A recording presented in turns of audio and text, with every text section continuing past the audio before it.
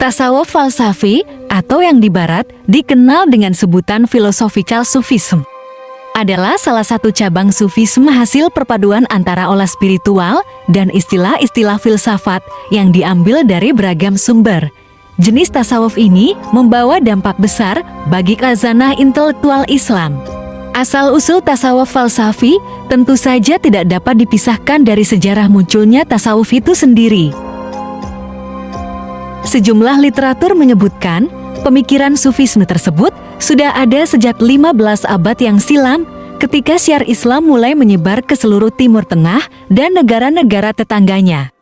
Banyak orang dari berbagai negeri tertarik untuk mengunjungi semenanjung Arabia, mereka datang untuk mendengar ajaran Nabi Muhammad. Di antara para pencari kebenaran tersebut, terdapat pula sejumlah kelompok orang dari berbagai latar belakang negeri, bangsa, dan budaya yang dipersatukan oleh kerinduan batin untuk mempelajari realitas agama.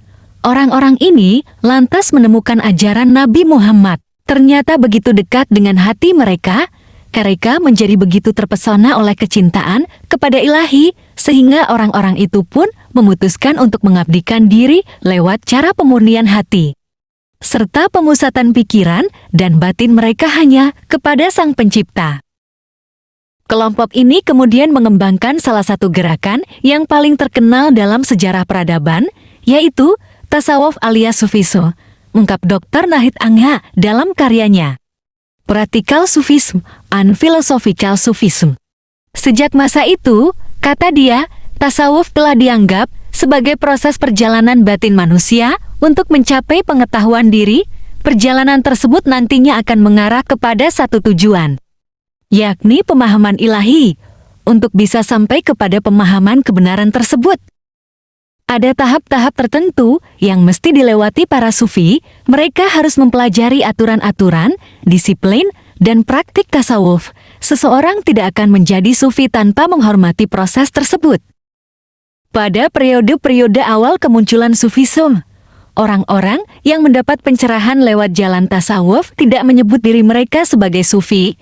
Istilah tersebut baru muncul bertahun-tahun kemudian. Setelah menerima ajaran dari Nabi, para pendiri tasawuf kembali ke tanah air mereka masing-masing. Mereka lalu mewariskan pengetahuannya kepada murid-murid mereka, sehingga akhirnya membentuk pusat tasawuf sendiri. Beberapa di antaranya yang paling terorganisasi dan mapan adalah di Khorasan, Timur Laut Iran, Fars Iran Tengah, dan Baghdad Irak. Para murid sufi generasi awal tersebut pada gilirannya melakukan perjalanan ke banyak negeri. Mereka pun mengajar dan memperkenalkan ajaran tasawuf di negeri-negeri yang mereka datangi. Selama berabad-abad kemudian, tasawuf yang berkembang pun mulai terbagi ke dalam dua sistem, yakni Sufisme praktis dan tasawuf falsafi.